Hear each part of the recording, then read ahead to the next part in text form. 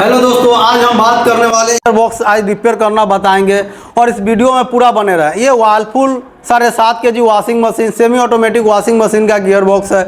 और ये gear box में प्रॉब्लम ये था कि मोटर तो चल रही है मगर कपड़ा धुलाई नहीं कर रही है, तो इसलिए इस गियर बॉक्स को हम बनाना जानेंगे कि कपड़ा मशीन तो चल रही है मगर कपड़ा नहीं धो रही है और कपड़ा का जो पल्सीटर होता है वो नच नहीं रहा है। तो इस रीजन में हम सारा फॉल्ट को क्लियर करेंगे, आप वीडियो में बने रहें। और सबसे पहले हम एक बात बता दें कि इसमें कई तरीके का प्रॉब्लम आता है। जैसे इसके अंदर में जो गरारी मैगजीन लगे होते हैं उनका भी प्रॉब्लम आता है, ये जो शाफ्ट में गरारी देख रहे हैं इनका भी प्रॉब्लम आता है, ये जो पीछे हमारा पुल्ली लगा हुआ है इसमें भी प्रॉब्लम आता है। तो ये सारा चीज़ हम आपको दिखाएंगे, बताएंगे, समझाएंगे कि किस तरीक़ा से यहाँ पे प्रॉब्लम आता है। तो सबसे पहले हम इसका एक पल्सीटर लेके आते हैं ताकि आपको पल्सीटर से आपको पता चलेगा कि इसको हम कैसे चेक करेंगे। और यहाँ पे हम पल्सीटर ले चुके हैं और इसमें आप दिखाएं कि इसके अंदर भी जो ये गरारी लगती है हमारा, इसको गरारी क्या शाफ्ट बोलते हैं, इस शाफ्ट में भी खाँचा बना हुआ है। आप देख सकते हैं खाँचा घिसने के कारण भी हमारा गियर बॉक्स सही होता है और ये शाफ्ट खराब होता है। कभी कभी इसमें जो इसके अंदर में जो गरारी है वो भी घिस जाता है, इसके अंदर में जो गरारी है वो भी घिसने के कारण क्या है कि गियर बॉक्स हमारा सही होता है और पल्सीटर खराब होता है और हम परेशान होते हैं कि क्या प्रॉब्लम है।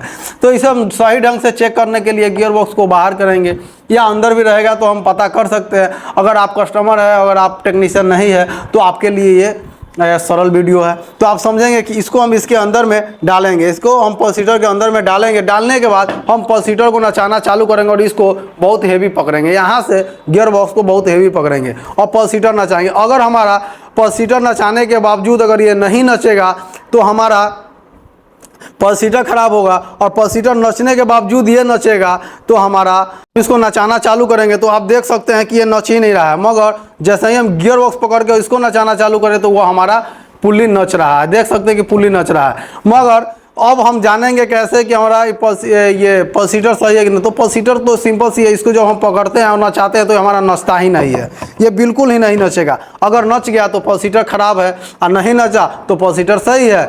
मगर अब आते हैं आगे, अब हम इस गियर बॉक्स को पकड़ेंगे और पुल्ली को नचाएंगे और पुल्ली नचाने पर ही हमारा गियर बॉक्स नच रहा है। अगर पुल्ली नचाने पर गियर बॉक्स नच रहा है तो गियर बॉक्स और पुल्ली को या गियर बॉक्स और इसको पल्सीटर को बहुत अच्छा से पकड़ेंगे। पकड़ने के बाद यहाँ से हम नचाएंगे, इसको नचाएंगे तो देख सकते हैं यहाँ पर गियर बॉक्स हमको बावजूद नच रहा है, यानी कि इसके अंदर में क्या है कि हमारा ये पुल्ली हमारा सही है। अगर गियर बॉक्स पुल्ली नच रहा हो और गियर बॉक्स नहीं नचेगा तो हमारा पुल्ली खराब है। मगर पुल्ली नच रहा है और पल्सीटर को नहीं नचा रहा है तो हमारा गियर बॉक्स ही खराब है। तो अब चलते हैं गियर बॉक्स को रिपेयर करते हैं। अब इस गियर बॉक्स को चलिए अब खोलते हैं और इसके अंदर का जो गरारी अगर ख़राब हो जाता है उसको कैसे चेंज करते हैं, या शाफ्ट ख़राब होता है तो कैसे शाफ्ट को चेंज करते हैं, या ये बैक शाफ्ट भी अगर ख़राब होता है तो कैसे चेंज करते हैं, इसके मामले में जानेंगे। तो सबसे पहले इस पुल्ली को हम बाहर निकाल लेते हैं। पुल्ली आसानी से हमारा बाहर निकल गया और इस पुल्ली में देखेंगे कि यहाँ पे स्क्वायर बना हुआ है। अगर ये स्क्वायर हमारा गोल हो जाता है तो हमारा पुल्ली ख़राब होता है, अगर ये स्क्वायर है तो पुल्ली सही है हमारा।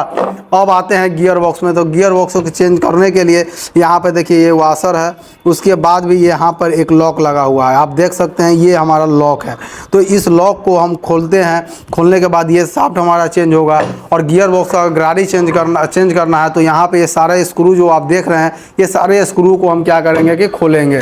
तो स्क्रू को हम इसके मदद से फटाफट खोल लेते हैं। तो यहाँ पर इस स्क्रू ड्राइवर यानी कि स्क्रू मशीन का ये, इसके मदद से हम इसको खोल लेते हैं। तो यहाँ पे हम सारे स्क्रू को खोल चुके हैं। खोलने के बाद अब इस गियर बॉक्स को आसानी से आराम से इसको बाहर करेंगे। तो देख सकते हैं कि हम गियर बॉक्स को बाहर कर चुके हैं। अंदर कितना कचरा भरा हुआ है। इसी कचरा के कारण क्या है कि हमारा गियर बॉक्स जो अच्छा से काम वर्क नहीं करता। ये सारा कचरा, ये सारा हमारा कचरा इसके अंदर में देख सकते हैं। और इसके अंदर में पानी भी आया हुआ है जिसके वजह से ये ख़राब है। और इसके अंदर आपको दिखा पाएँ कि देख सकते हैं कितना मोटा कचरा भरा हुआ है। तो चलिए इस कचरा को हम क्या करते हैं कि ये थिनर के मदद से साफ़ करते, पूरा क्लीन करते। क्लीन करने के बाद हम आगे आपको बताएंगे। और इसके अंदर से ये जो है हमारा ये बाहर निकल जाएगा। तो चलिए इसको हम क्लियर करते हैं, फिर आगे हम नेक्स्ट वीडियो में इसी वीडियो में आगे हम आपको बताते हैं।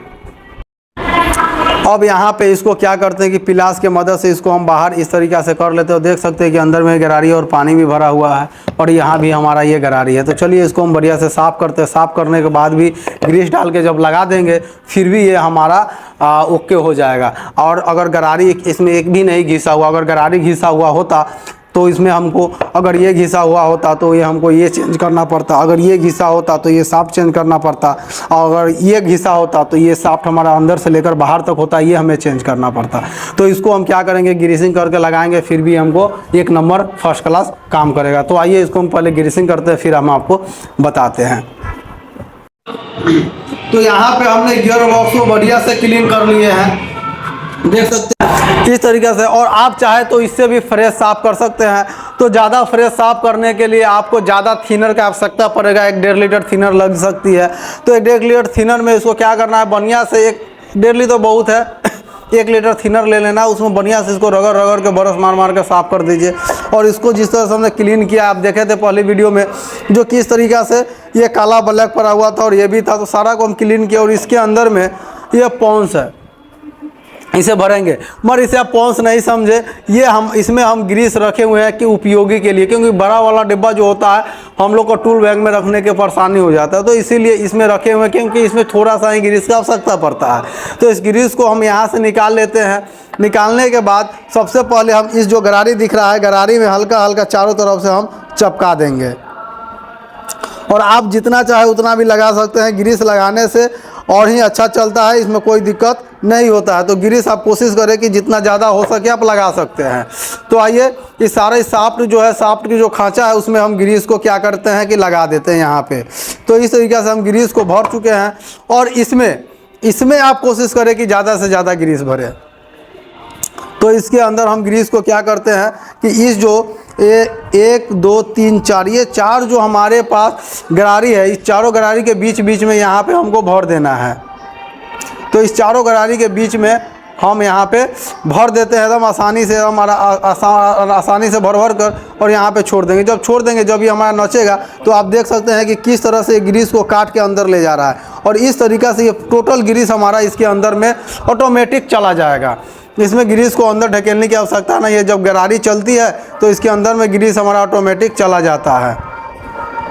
तो इस प्रकार से इसके अंदर जितना हो सके आप ग्रीस को डाल सकते हैं। जितना अच्छा ग्रीस डालिएगा उतना ज़्यादा स्मूथली ये चलता है। तो इसके अंदर में इस तरीके से हम ग्रीस को डाल दिए, ठीक है। ग्रीस डालने के बाद ये जो पार्ट है हमारा, ये पार्ट इसके अंदर, क्योंकि हम उल्टा लगाएंगे तो लगेगा ही नहीं। जाहिर सी बात है कि इसको इस तरह से सेट करते हैं तो जाएगा ही नहीं। तो जो जैसा पोजीशन में है उस पोजीशन में ये ऑटोमेटिक हमारा चला जाएगा। तो देख सकते हैं यहाँ पर चला गया। अब इसको जब हम नचाएंगे तो देख सकते हैं किस तरीक़े से ये नच रहा है और किस तरीक़े से ये काम करता है। इस तरीक़े से ये हमको हमारा इसके अंदर में बिल्कुल अच्छी तरीक़े से चला गया, ठीक है। यहाँ पे हमारा आ गया।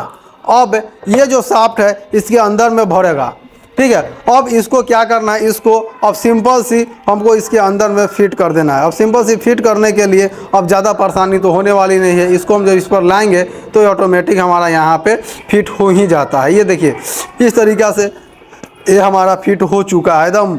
अब इसको हम स्क्रू वगैरह लगा कर और इसको फुल्ली टाइट करेंगे और ये हमारा ओके हो जाएगा। तो चलिए टाइट करेंगे, उसके बाद हम आगे इसको चेक करके भी दिखाएंगे। अब यहाँ पर हम इसको क्या करते हैं कि टोटल को बढ़िया से स्क्रू को टाइट कर देते हैं और इसको मशीन के अंदर फिट करेंगे। ये हमारा सेट ओके हो चुका है और इसमें कहीं से कोई प्रॉब्लम नहीं। आपको न्यू गियर बॉक्स लगाने की आवश्यकता नहीं पड़ेगी और ये कम से कम में आपका बन भी जाएगा। ये स्क्रू को हम टाइट कर चुके हैं और ये हमारा सेट ओके हो गया। अब यहाँ पे हम पुल्ली को लगाएंगे। पुल्ली लगाने के बाद हम आपको दिखाते हैं। यहाँ पे जब हमारा पुल्ली लग जाएगा तो इसको जब नचाएंगे तो ये देखिए कितना स्मूथली नच रहा है। अब इसमें कोई प्रॉब्लम इस गियर बॉक्स में नहीं है। और ये हमारा समझिए सिर्फ धोने से और ग्रीस लगाने से ये हमारा गियर बॉक्स रेडी हो चुका है। जो हम गियर बॉक्स लगाते तो कोई खर्चा अधिक पड़ सकता था, जो इसमें हमको ज़्यादा खर्चा नहीं पड़ा और ये हमारा ओके हो चुका है।